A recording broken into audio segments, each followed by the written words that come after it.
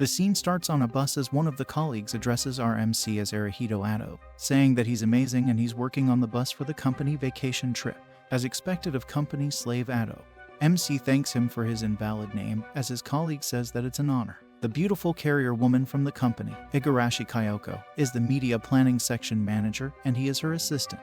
Isn't he in such an enviable position? MC thought that he really thought he was lucky, but he soon got to know that she's a workaholic and a slave driver monster boss despite her younger age. MC slides down the seat, saying that it's a nightmare day, and as his colleague asks him to take a rest, MC agrees, saying that he will rest for a while as he falls asleep.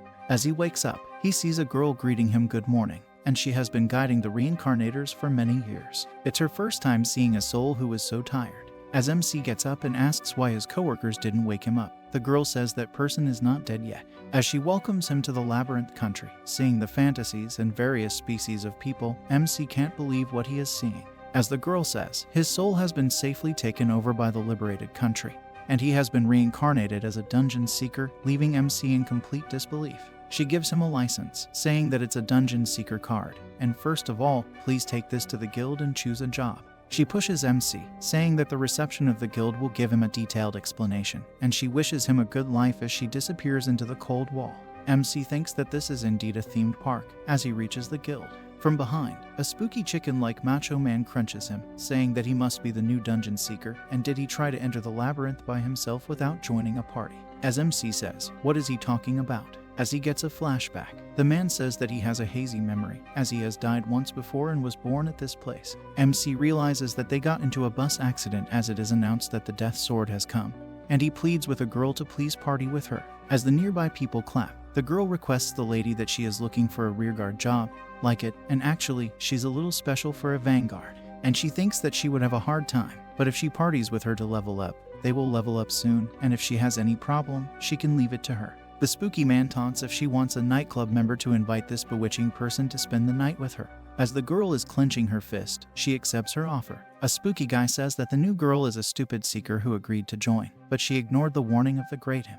And in the labyrinth country, job and party are important, but they also lead to one's death. As he moves out, from behind, Igarashi comes in, saying that this is the first time she saw him this low. But it's true that job and party are important because none of them want to face danger fighting with monsters. Seeing back and realizing that it's again that devilish monster, MC says that it's right. As Igarashi asks, why does he get stalled? MC says that she didn't expect to meet her here, for which Igarashi says that. But it seems like not all the bus passengers are here, as it's a good and a bad situation, and she was sent here to start a new life.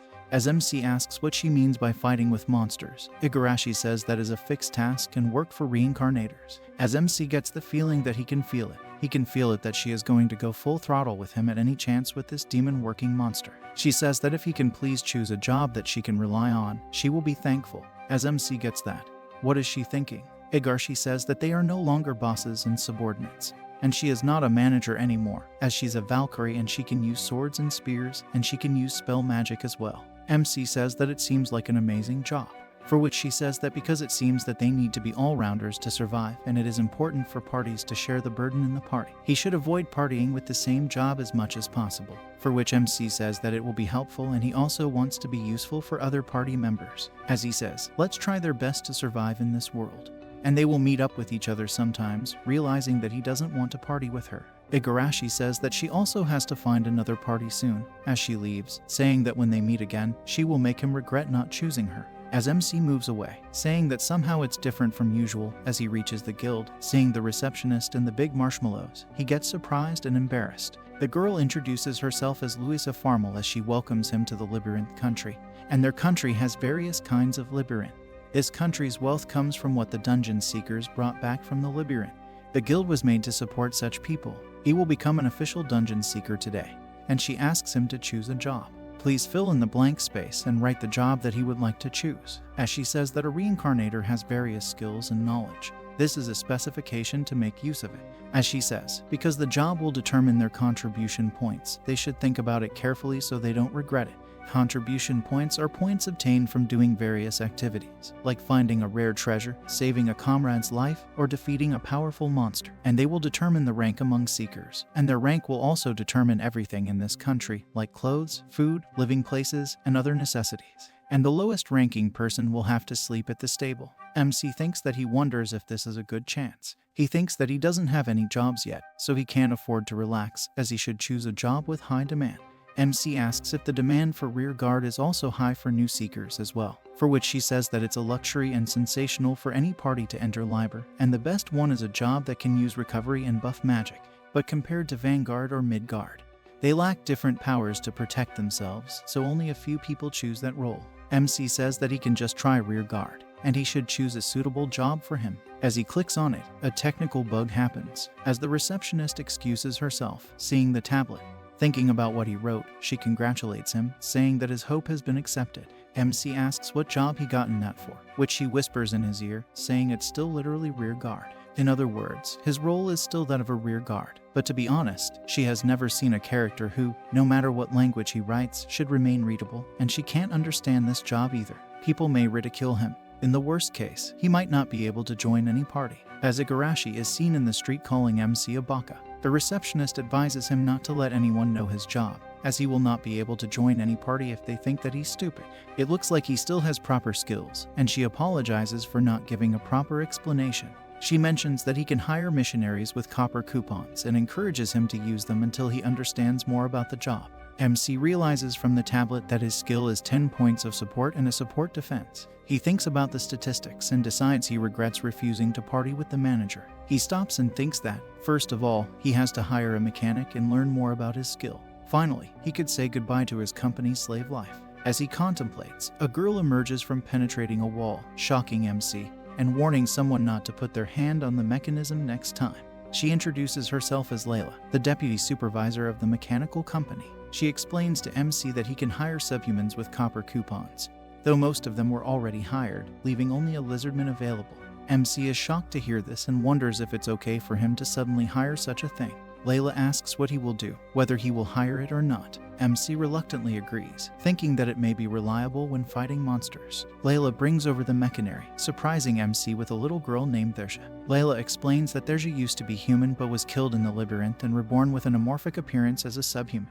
She can only move on other people's orders now, making her better suited to be a mechanist with her remaining battle instinct.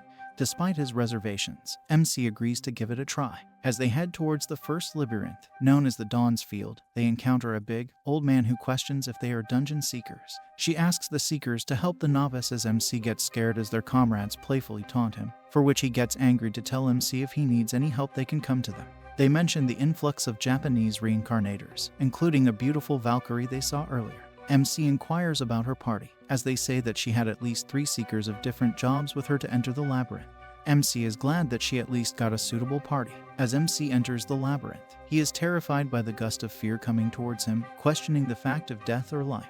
He ponders how far he can use his rear guard power to protect others. Surprisingly, he finds a desert-like area behind the entrance, contrasting with the peaceful white plain he sees.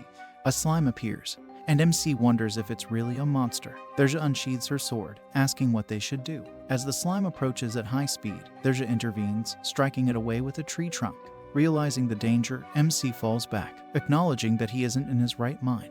As the slime attacks again, Thersha jumps to shield MC, narrowly evading its assault. Witnessing Teresa's injuries, MC feels guilty and remembers Layla's advice about subhumans feeling pain and hunger. He urges Thersha to stop, seeing her shivering in pain. Feeling pathetic for having a small girl protect him, MC casts a support defense spell, creating a huge bulletproof shield that blocks the slime's attack. Seizing the opportunity, Thersha slashes the slime in 2, defeating it, concerned for Teresa's injury. MC apologizes for not taking warnings seriously and vows to support and protect her from now on. As they move forward, they hear a loud noise and rush towards it, finding Igarashi cornered by some monsters. As MC sees that her section manager is cornered and he thinks that she is in a pinch and he will have to help her as soon as possible, he gets to mind that Layla had told him that the subhumans do feel pain and get hungry. He asks Thersha to listen to him, as he would like to help and support them. He will go and help those people, and she will do treatment as he's counting on her. He wants her to wait as MC slides down the cliff, but Thersha is coming with him. He asks her if she's okay and that she doesn't need to help him. The scene shifts towards Igarashi as the big spooky guy with Igarashi is having a hard time with a monster named Redface, and it's a named monster. One of their colleagues says that it's different from what he said. He said that they will earn a lot of contributions easily, even with 2 novices. The spooky guy asks if this was out of his calculations as the named monster tries to attack Igarashi with his boomerang dive. Igarashi barely saves her companion, as MC is glad that that skill can be used even when holding other people, and it's amazing. The named monster shoots towards the two companions, and as he flies into the air to reset its attack, Igarashi asks her companions to get a hold of themselves. The spooky guy in his tab asks that he doesn't want to die as he clicks on something, and they teleport outside of the labyrinth, leaving Igarashi alone. She can't believe that she was abandoned as MC screams that those people disappeared and why only Igarashi is left. Igarashi is feeling the aura of the named monster as he sees it. Igarashi is caught by the cold feet as MC throws a stone towards it to distract its attention. Igarashi notices MC is coming towards it as she shouts that he shouldn't come here and just run away, as this is too strong and they can't beat it. MC dashes towards the monster, asking Igarashi that she should run away as he will deal with it. Dronzer is trying to slash the monster but is having a hard time. MC asks Igarashi that they distract it, as she should hurry up and move away. Igarashi remembers that she always pushed all her work onto MC, and she absolutely thinks that she overburdened him. She thinks that she needs to apologize, and she must not forget that. As MC is having a hard time with this, he tells Igarashi that they must somehow damage it in order to escape, for which Igarashi takes an attack stance, asking MC to run away as she doesn't want to run away anymore and she always runs away from her personal problems and ends up hurting other people, including him. That's why in this labyrinth country where she has been reborn, she's not going to run away as the named monster spikes up towards Igarashi. As Igarashi clenches her teeth, she jumps towards it to unleash her thunderbolt attack. MC tries to support her with his defense skill, but it doesn't activate as the named monster penetrates her spear, blowing Igarashi away. Covered in blood, she falls down as MC scan dashes reams towards her. The monster appears in front of Dronzer as MC successfully activates his shield.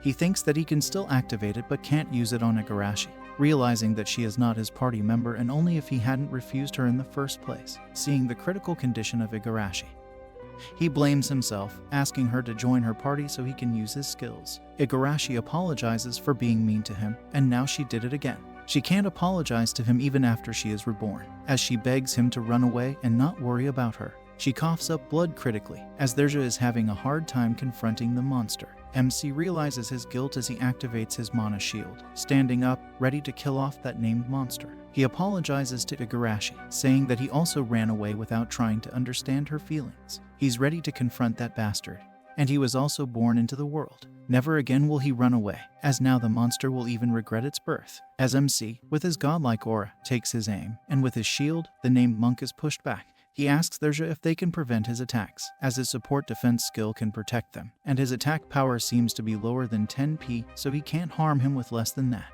As her attack will also be strengthened with 10p and his support skill, it should be a big enough threat for him. He apologizes to her but asks her to lend her strength as Dronzer dashes towards the named monster. As MC asks to prevent his attack and create a gap, the monster changes its trajectory away from her. MC realizes that he learned what got in his way of attacking and is trying to kill him. In other words, he is against him. To his surprise, the monster avoids him.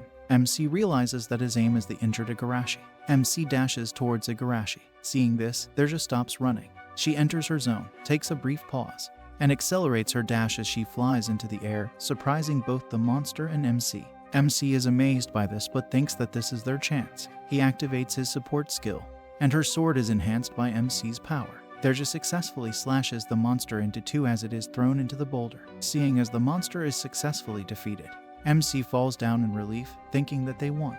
But he tells Dronzer that the fight is not over, and he hurries up and calls for help. As Dronzer walks away, she feels that her lemons are smaller than Igarashi, as she is confused about what she should do. As MC takes out his tab, he thinks that his level is rising because they killed the monster. He sees that Igarashi is still caring for him, and he only knew one side of her until now. Honestly, she is in such a miserable state. He tells Igarashi that they have already defeated him, help is on the way, and she will get the first aid.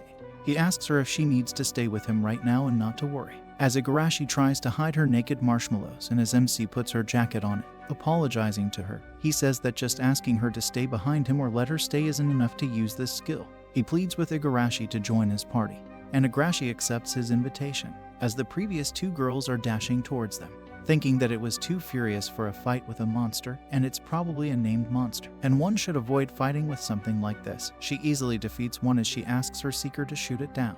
She's addressed the seeker as Suzuna, as Elsha praises her, saying that if they keep this up, they can level up soon. As MC sees on his tablet that the red bar under her name is her physical strength and below that is her magical circle that experiences values, he sees that Igarashi's wounds are healing up as Suzuna and her partner reach there. They ask if they have come to help and where the monster is, but seeing the monster defeated, she picks it up with her hands, asking that this monster alone defeated a level 3 party, and there's no mistake, it's a red face. As MC and her partner are shocked that she held it with her hand, Elidia asks if there is anyone high level in their party, to which MC answers that there is another girl, a subhuman, who wants to call for help, as she asks if he is a special seeker or something. For which MC says that actually, he doesn't understand his own class. Elsha can't believe what this man is, but she understands one thing, if it were him, he is amazing, as she wants him. As Suzuna apologizes for the delay, she introduces herself as Shiramiya Suzuna. As MC introduces himself and Elsha introduces herself, she says, this might be certain, but don't tell anyone other than trustworthy friends that he killed this monster. As such, she promises that no one will be spammed by many people, so they will keep asking him to join their party, as the problem is among them. There will be some person who needs it, as MC asks who they are, for which Elsha says that they are the White Knight Brigade and asks them to never get in contact with them. As Elsha asks MC to give him his license, she puts the monster into his phone, saying to take it to the monster dismantling shop in the town, where it will become materials for weapons and armor. As the rescue team comes in to rescue Igarashi, MC thanks Elsha for her help as he asks if they are staying here, for which she says that she will help her raise level a little today, and she bids farewell. As all of this is happening, there just feels someone is watching them, but as he is excused, she is called by MC. All of this is being seen by 3 villains, as they say that there is no one following the Death Sword and she is alone with the novice girl, as although she has fallen from the upper district, she can't party with such a novice. As one of them with a Joker-like face asks if she is asking for it, he says that she has to show him her rumored sword technique, and he will make good use of her. The scene shifts to the mercenary office, where MC bows his head towards Layla and apologizes for putting Derja in danger despite healing her wounds with his skill. Layla, however, reassures MC that there's nothing to apologize for, as danger is inevitable when entering a labyrinth. She expresses gratitude, mentioning that demi-humans feel the same level of pain as humans when injured. She pats Derja, who seems unharmed, and tells her to go inside and turn in her weapons for maintenance, to everyone's surprise. Derja touches MC's shoulder, leaving Layla shocked and awkwardly moving away. MC reflects on the unusual gesture, thinking it might be Derja's way of thanking him for his hard work. Layla, shocked to see this, asks, what the hell did he do to Derja? The scene shifts again as MC is given 100 copper tickets, allowing him to buy mercenary. Layla trusts MC, even though they usually only share this information with those who hire human mercenaries. MC realizes that he can no longer imagine advancing without Derja, indicating the success of their cooperation. At the guild, the receptionist, Falmer, comes running toward MC, expresses relief that he is okay, mentioning that the lady from his party is recovering in the hospital. She assures him that the injuries were not severe, and the lady will be discharged soon. She is grateful that they escaped an attack by a named monster and apologizes for her initial doubts. MC then reveals his seeker accomplishment report, stating a bounty for the subduction of Red Face, a reward of 20 golds, and required contribution points of 280. Falmer is shocked and falls from her chair, apologizing for her disbelief. She shares her best record as an active seeker, which was 105 points, achieved after a month and 50 kills. MC's rank allows him to stay at a suite in the district. As she sees his credibility rating, she again faints to see it have advanced to 50, having a déjà vu, emphasizing the significance of this achievement. She explains how credibility normally doesn't increase so rapidly, but she explains that his subjugation of Red Face during the first exploration resulted in an unbelievable increase in contribution and credibility. MC remembers Layla's advice and asks her to conceal the subduing of Red Face. The receptionist agrees, acknowledging that sudden attention could make it difficult for MC to move freely. She also mentions that Igarashi's individual results should be visible along with the party's summary results, worrying that she might feel demotivated. The scene continues as MC visits Igarashi, who is lying on a bed, reviewing her results. She got 0 points, and she laments her unfortunate start in this new world, spending the night in the stable. MC approaches, and there's a brief pause, making the atmosphere awkward. MC reflects on the embarrassment and unreasonableness of what he did, but is relieved that he called her by her name. Igarashi thinks her memories are still hazy, but it was something embarrassing, and MC acknowledges the awkwardness. Trying to ease the tension, MC expresses relief that Igarashi is doing fine and calls her by her name.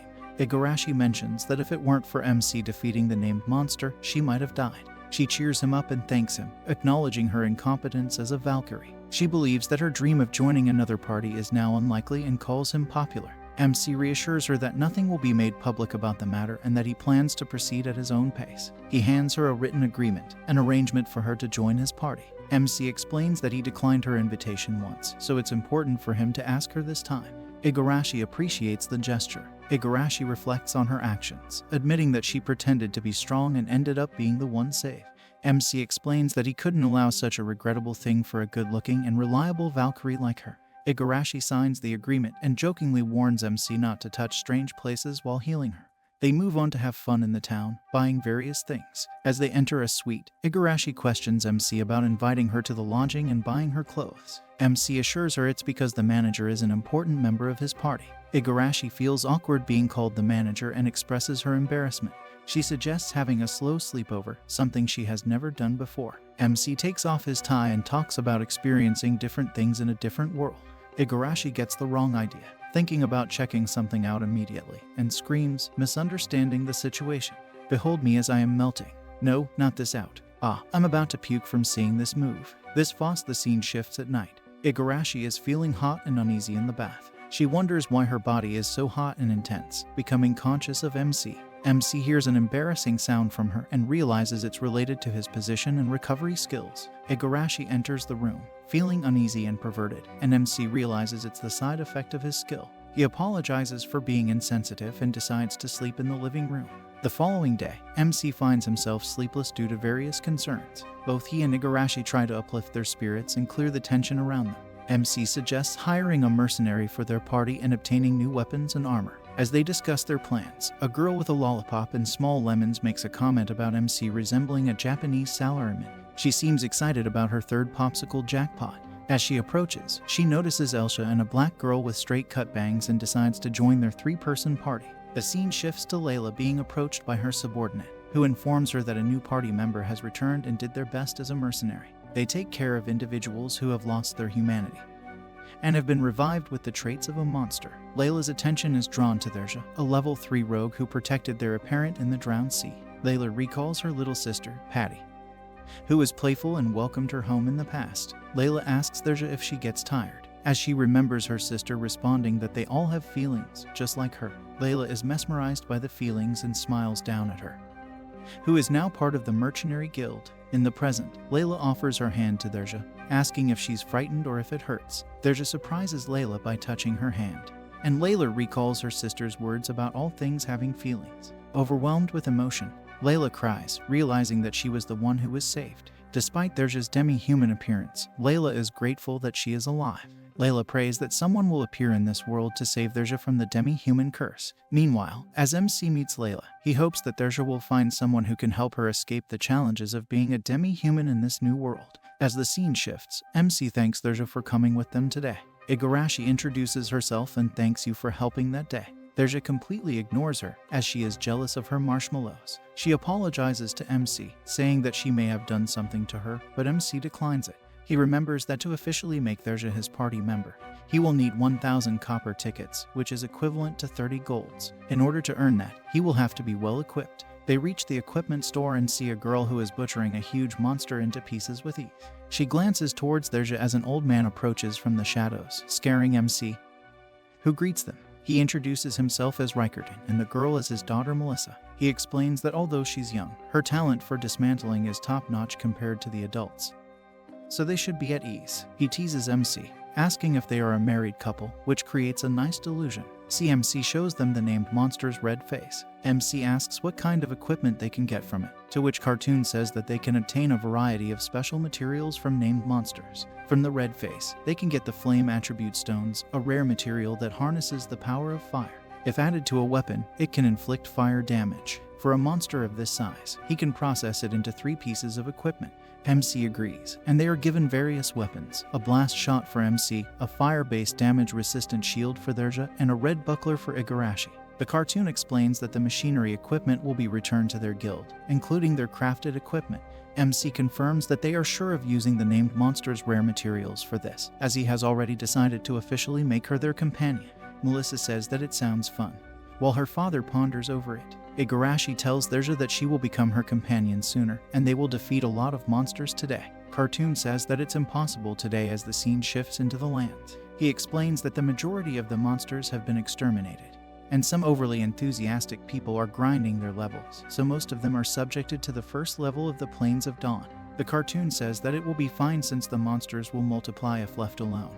But if they insist on going today, they may need to proceed to the second level. The levels are separated by gates, and the deeper they go, the more experience they acquire and the better the resources obtained. But the strength of the monsters and the danger of traps also increase. Usually, seekers who wish to advance to the next level are around 3 or 4, and he personally doesn't recommend it.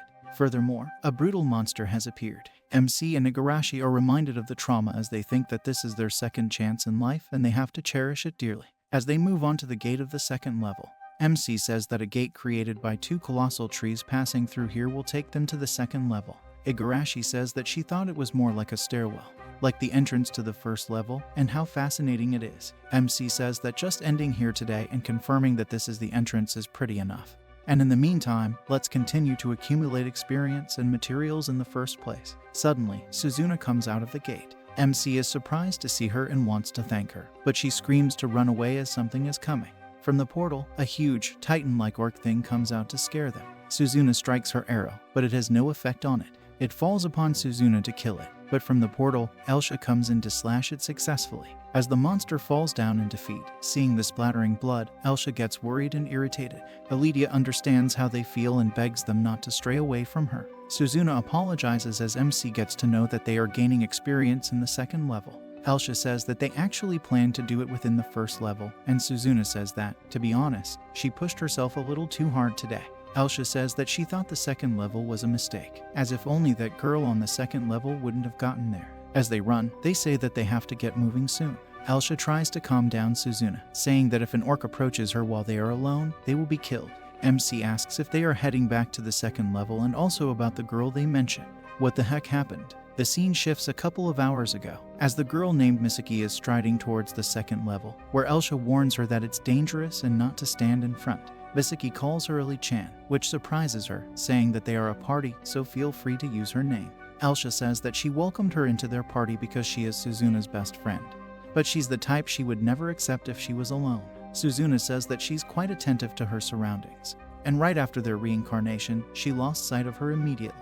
Misaki thinks that she got an interesting stone, as she gives it to Elsha, who is surprised that this is a rare crystal. Misaki says that she told her that she is talented, and frankly, she is her lady luck. And in her ability, the gambler Misaki finds another box and wonders what it is. Elsha asks to stop it and throw it away quickly, as she is teleported.